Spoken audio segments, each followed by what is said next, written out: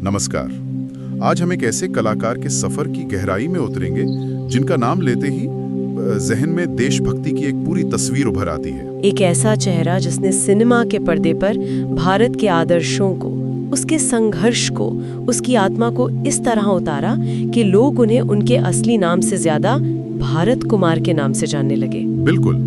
और हाल ही में 4 अप्रैल 2025 को 87 साल की उम्र में उनके निधन के बाद उनकी विरासत और उनके सिनेमा के मायने को समझना मतलब और भी जरूरी हो गया है। जी, आज की हमारी चर्चा का मकसद यही समझना है कि एबटाबाद में जन्मा एक लड़का हरिकृष्ण गिरी गोस्वामी वो कैसे पहले मनोज कुमार बना और फिर पूरे देश का भारत कुमार। हम उनकी शुरुआती संघर्ष से लेकर बंटवारे के दर्द तक और उन फिल्मों की भी बात करेंगे जिन्होंने उनकी पहचान बनाई। तो चलिए इस सफर की शुरुआत वहीं से करते हैं जहां से उनकी कहानी शुरू हुई, एबटाबाद से। उनकी कहानी शुरू होती है 24 जुलाई 1937 को एबटाबाद में, जो आज पाकिस्तान का हिस्सा है। नाम था हरिकृष्ण गिरी गोस्वामी। और सिनेमा का जुनून तो कहते हैं बचपन से ही था। हाँ, जुनून ऐसा कि जब उन्होंने दिलीप कुमार की 1949 की फिल्म शबनम देखी तो उसके किरदार मनोज कुमार से इतने प्रभावित हुए कि अपना नाम ही मनोज कुमार रख लिया। अच्छा, मतलब दिलीप कुमार की वजह से? जी, अपने आदर्श के किरदार के नाम पर। ये तो वो सपना था जिसे वो जी रहे थे। लेकिन बहुत जल्द, मतलब सिर्फ 10 साल की उम्र में उनकी जिंदगी में एक ऐसा तूफान आया जिसने सब कुछ बदल दिया। 1947 का बंटवारा। हाँ, वो बंटवारा उनके परिवार के लिए एक त्रासदी बनकर आया। उन्हें अपना घर, अपनी जमीन, सब कुछ छोड़कर दिल्ली के विजयनगर रिफ्यूजी कैंप में पनाह लेनी पड़ी। ये सिर्फ एक जगह का छूटना नहीं था, ये तो पहचान का संकट था। और उस हिंसा के दौरान उन्होंने अपने एक छोटे भाई को भी खो दिया। ये एक ऐसा जख्म था जो शायद कभी नहीं भरा। ये सोचना भी कितना मुश्किल है, एक 10 साल का बच्चा जो दंगों की वो भयावहता देख रहा है, अपना घर और अपना भाई खो रहा है। वो दर्द कहीं न कहीं तो उनकी कला में झलकता ही है। हाँ, शायद यही वो व्यक्तिगत त्रासदी थी जिसने बाद में उनकी फिल्मों के राष्ट्रवाद को इतना प्रामाणिक बनाया। बिल्कुल सही कहा। यही चीज उनके राष्ट्रवाद को उस दौर के दूसरे कलाकारों से अलग बनाती है। उनका राष्ट्रवाद सिर्फ एक विचार या किताबी फलसफा नहीं था, वो एक जख्म से पैदा हुआ था।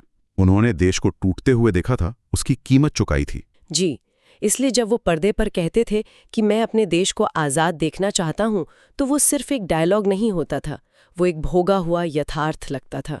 दिल्ली में उन्होंने हिंदू कॉलेज से ग्रेजुएशन तो कर लिया, लेकिन असली मंजिल तो बम्बई थी और वो सफर आसान नहीं था, है ना? आसान तो बिल्कुल नहीं था, बहुत ज्यादा मुश्किल। उनकी पहली फिल्म थी 1957 की फैशन, जिसमें उन्हें एक 80 साल के आदमी का एक छोटा सा रोल मिला था। एक 80 साल के आदमी का अपने करियर की शुरुआत में? हाँ, सोचिए। और गुजारा करने के लिए उन्होंने घोस्ट राइटिंग तक की, मतलब दूसरों के लिए चोरी छुपे लिखना। और उसके लिए पैसे कितने मिलते थे? आपको सुनकर हैरानी होगी, प्रति सीन महज 11 रुपए। सिर्फ 11 रुपए? यस। ये आज सुनना भी अजीब लगता है। ये दिखाता है कि उस दौर में इंडस्ट्री में पैर जमाना कितना मुश्किल था। और इसी संघर्ष ने उन्हें गढ़ा। शुरुआती कुछ फिल्मों जैसे 1962 की हरियाली और रास्ता या वो कौन थी से उन्हें पहचान तो मिली। हाँ, वो कौन थी तो बहुत बड़ी हिट थी, लेकिन उसका क्रेडिट साधना के अभिनय और मदन मोहन के शानदार संगीत को ज्यादा मिला। असली मोड़, जिसे हम टर्निंग पॉइंट कहते हैं, वो आया 1965 में, फिल्म शहीद के साथ भगत सिंह के किरदार में। हाँ, और ये उनके लिए सिर्फ एक फिल्म नहीं थी, ये एक मिशन था। उन्होंने इसकी स्क्रिप्ट पर भी काम किया था। वो भगत सिंह के किरदार को सिर्फ निभाना नहीं चाहते थे, उसे जीना चाहते थे। और फिल्म का वो डायलॉग, मेरी जिंदगी की एक ही आरजू है, एक ही मकसद है, मैं अपने देश को आजाद देखना चाहता हूँ, वो जैसे मनोज कुमार की अपनी आवाज बन गया। और इसी फिल्म ने एक ऐसी घटना की नींव रखी जिसके बारे में आज भी बात होती है। जी।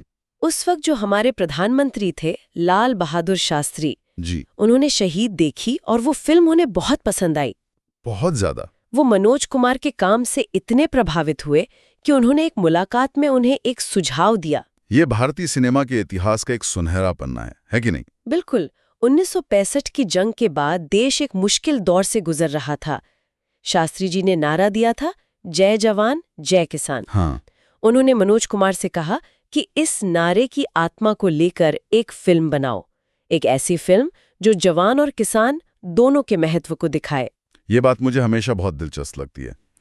क्या उस जमाने में ये आम बात थी कि देश का प्रधानमंत्री एक फिल्मकार को सीधे सीधे किसी विषय पर फिल्म बनाने का सुझाव दे?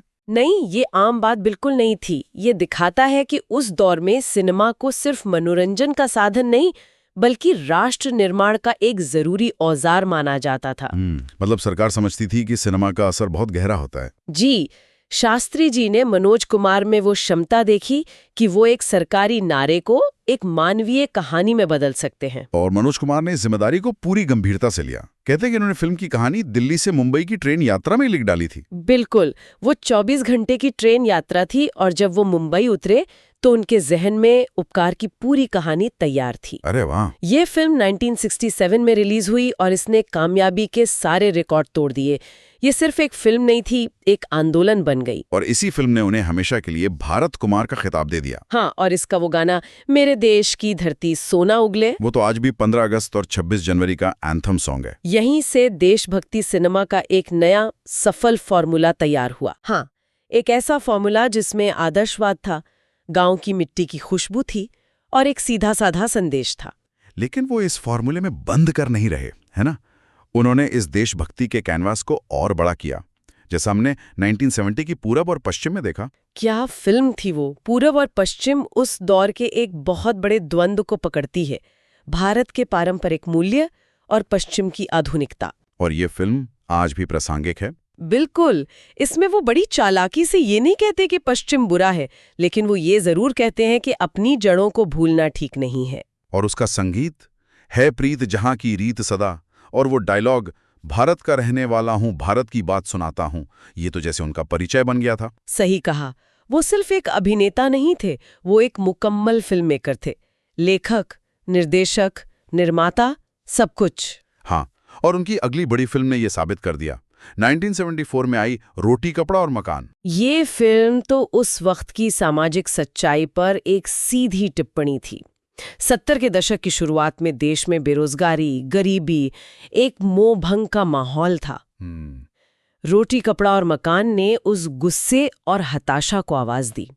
ये उस साल की सबसे ज्यादा कमाई करने वाली फिल्म बनी क्योंकि लोगों ने उससे सीधा जुड़ाव महसूस किया। मनोज कुमार ने दिखा दिया कि देशभक्ति का मतलब सिर्फ सरहद पर लड़ना नहीं होता, बल्कि देश के अंदर की समस्याओं से लड़ना भी होता है। और फिर आई उनकी सबसे महत्वाकांक्षी फिल्म 1981 की क्रांति, एक मल्टी स्टारर पीरियड ड्रामा। हाँ, एक महागाथा थी वो। ये तो एक बहुत बड़ा डायरेक्टोरियल चैलेंज भी रही होगी।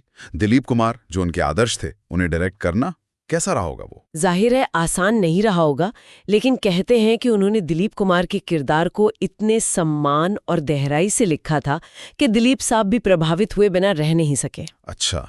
उनकी डायरेक्टोरियल स्टाइल की खासियत यही थी कि वो बड़े से बड़े सितारों को भी अपनी कहानी के किरदारों में ढाल लेते थे। वो स्टारडम पर कहानी को हावी नहीं होने देते थे। लेकिन ये भी जरूरी है कि हम उन्हें सिर्फ भारत कुमार के चश्मे से ना देखें। उन्होंने पत्थर के सनम और नील कमल जैसी रोमांटिक फिल्में भी की। ये बहुत जरूरी बात है। शोर 1972 एक पिता के दर्द की कितनी मार्मिक कहानी थी। और बेईमान के लिए तो उन्हें सर्वश्रेष्ठ अभिनेता का फिल्म फेयर अवार्ड भी मिला था। उनकी रेंज बहुत बड़ी थी, लेकिन उनकी देशभक्ति वाली छवि इतनी मजबूत हो गई कि उनके बाकी काम पर उतनी बात नहीं होती। और हाँ, उनके उस सिग्नेचर स्टाइल को कौन भूल सकता है, चेहरे पे हाथ रखकर डायलॉग बोलना। वो तो उनकी पहचान बन गया था।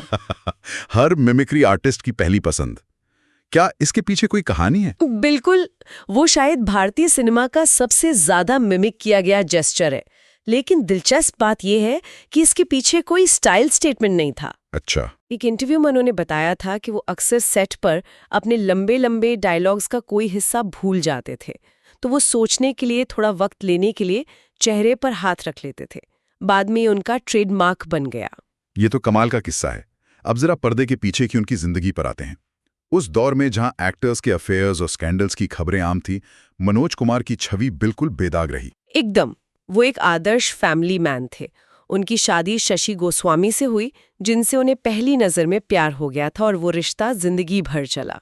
उनकी निजी जिंदगी उनके पर्दे के आदर्शवादी किरदारों से मेल खाती थी। बिल्कुल, और उनके काम को सम्मान भी खूब मिला। 1992 में पद्मश्री और 2015 में दादा साहेब फाल्के पुरस्कार, भारतीय सिनेमा का सबसे बड़ा सम्मान। मुझे याद है जब वो व्हीलचेयर पर ये अवार्ड लेने राष्ट्रपति भवन पहुंचे थे तो पूरा हॉल खड़े होकर तालियों से गूंज उठा था। वो एक बहुत भावुक पल था। वो दिखाता है कि उन्होंने सिनेमा और दर्शकों के दिलों में कितनी इज्जत कमाई थी। यहाँ एक और दिलचस्प पहलू है। कुछ विश्लेषकों का मानना है कि उनकी फिल्मों ने जिस तरह के प्रखर राष्ट्रवाद को लोकप्रिय बनाया, उसने कहीं न कहीं उस राजनीतिक जमीन को तैयार करने में मदद की जो बाद में देश में उभरी। शायद इसी का एक स्वाभाविक परिणाम था कि 2004 में उन्होंने भारतीय जनता पार्टी की सदस्यता भी ली। ये एक दिलचस्प विश्लेषण है। सिनेमा हमेशा समाज का आईना भी होता है और उसे आकार भी देता है। मनोज कुमार की फिल्मों ने निश्चित रूप से राष्ट्रवाद की एक लोकप्रिय परिभाषा गढ़ी। उनका राजनीति में आना शायद इसी वैचारिक सफर का एक पड़ाव हो सकता है। हो सकता है।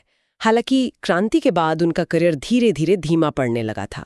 उनकी आखिरी निर्देशित फिल्म 1999 में जय हिंद थी, जो नहीं चल पाई। तो ये था सफर हरि कृष्ण गिरी गोस्वामी से भारत कुमार बनने का। एक ऐसा कलाकार जिसकी फिल्में सिर्फ फिल्में नहीं थीं, बल्कि भारत के एक विचार का, एक आदर्श का प्रतिबिंब थी। बिल्कुल। और अंत में एक सवाल सोचने के लिए छोड़ जाते हैं। हमारे सूत्रों में इस बात का जिक्र है कि 60 और 70 के दशक में लोकप्रिय हुई मनोज कुमार की देशभक्ति बाद में आई एंग्री यंग मैन की पीढ़ी को कुछ हद तक अप्रासंगिक या पुरानी लगने लगी थी। यानी वो पीढ़ी जो अमिताभ बच्चन के रूप में पर्दे पर आई, वो नायक जो सिस्टम से लड़ रहा था, जो गुस्से में था, हाँ, जो कानून को अपने हाथ में लेने से भी नहीं हिचकिचाता था, जबकि मनोज कुमार का नायक सिस्टम का हिस्सा बनकर उसे सुधारना चाहता था। दोनों के राष्ट्रवाद की परिभाषा ही अलग थी। और यहीं से एक जरूरी सवाल उठता है, क्या सिनेमा में राष्ट्रवाद की परिभाषा देश के सामाजिक और राजनीतिक मिजाज के साथ बदलती रहती है? मनोज कुमार का भारत एक आदर्शवादी, गांव केंद्रित, मूल्यों पर चलने वाला भारत था। आज के दौर का देशभक्त हीरो कैसा दिखता है और वो मनोज कुमार के भारत के आदर्श से कितना अलग या कितना समान है, इस पर सोचना दिलचस्प होगा।